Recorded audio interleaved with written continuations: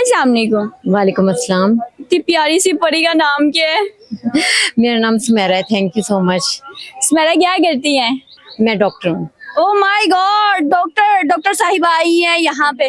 Doctor साहिबा, जब भी महंगाई बढ़ती है तो लोग अपने को कहते हैं ना चीजों के प्राइसेस बढ़ा देते हैं, किराए बढ़ जाते हैं। आप डॉक्टर हैं, आप कैसे पैसे बढ़ाती हैं? जी, जब हर चीज़ की प्राइस बढ़ती है तो फिर हमें भी अपने पेशेंट्स की जो है ना प्राइस इंक्रीज करनी अच्छा, जब बीपी लो होता है उसको अगर चेक करवाना तो कितने पैसे लेंगी?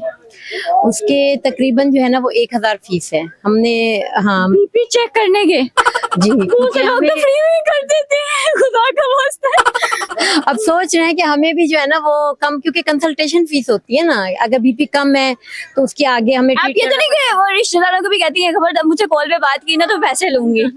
टेलीफोन कंसल्टेशन होती है, लाजमी होती है। अगर मैं अगर आपकी दोस्त बन जाऊं तो मेरे से भी पैसे लेंगी आप? नहीं, मैं ट्राई करूंगी हेल्प करने की, मैं ट्राई करती हूँ हेल्प करने की, लेकिन जाहिर है हमारे अपने एक्सपेंसेस होते हैं तो हमें उसके लिए जो है ना हमें फीस तो रखनी आपको पड़ेगी। लगता है कि जब कोई मेडिकल में दाखिला लेता है तो उसके पहले कोई सेशन होने चाहिए ताकि पता चल सके ये बंदा जो है नरम दिल है, ये इस पेशे में आ सकता है? यानी अक्सर आपने देखा कि कुछ डॉक्टर तो वो मरीजों को फंडा लगा रहे होते हैं। जी बिल्कुल, देखें इसमें डिफरेंट फैक्टर्स होते हैं, क्योंकि कुछ हर किसी की डिफरेंट पर्सनालिटी होती है, ठीक है। जैसे बहन भाई होते हैं उनकी डिफरेंट पर्सनालिटी होती है, डॉक्टर्स की डिफरेंट पर्सनालिटी होती है, उनकी मेंटल हेल्थ बहुत इंपॉर्टेंट होती है, ठीक है। अगर उनकी मेंटल हेल्थ कुछ इस तरह का है कि वो मरीजों के साथ बदतमीजी कर रहे हैं तो उसको रिव्यू होना चाहिए, मेडिकल काउंसिल की तरफ से इस तरह होना चाहिए कि उनका जो है ना एक असेसमेंट होनी चाहिए। तो जब आप डॉक्टर बन रहे होते हैं, मेडिकल पढ़ रहे होते हैं, तो तब ऐसा कुछ भी नहीं होता कि पता चले कि इसकी मेंटल हेल्थ कैसी है? नहीं, होता है बिल्कुल, हमारे पहले एंट्री टेस्ट होते हैं, पहले सारी वो होता है, और जो बंदा मेंटली सही होता है वही जाता है। लेकिन बात ये है ना कि एक बंदा पहले सही है, 5 साल पहले सही है, 5 साल के बाद महंगाई हो गई, घर की परेशानियां हो गई, तो वो चिड़चिड़ा हो रहा है, उसको कोई हेल्थ इशू। अक्सर मरीज भी जो है वो बहुत ज्यादा तंग करते हैं और पेशेंट के साथ जो आने वाले लोग होते हैं वो बहुत ज्यादा तंग करते हैं कि बार बार हमारे पेशेंट को देखें, प्रोटोकॉल दिया जाए। डेफिनेटली डॉक्टर भी जो होता है वो इंसान होता है, तो वो आखिर कब तक बर्दाश्त करेंगे? आप इस हवाले से क्या कहती हैं कि ये पेशेंट के साथ आने वाले लोग भी इतने जिम्मेदार हैं? ये बात तो है ना, जाहिर है। अब अगर आगे से कोई बदतमीजी कर रहा है या कुछ इस तरह कर रहा है कि डॉक्टर को खतरा महसूस हो रहा है तो डॉक्टर ने अपनी हिफाजत भी करनी है, तो ये एक फैक्टर होता है।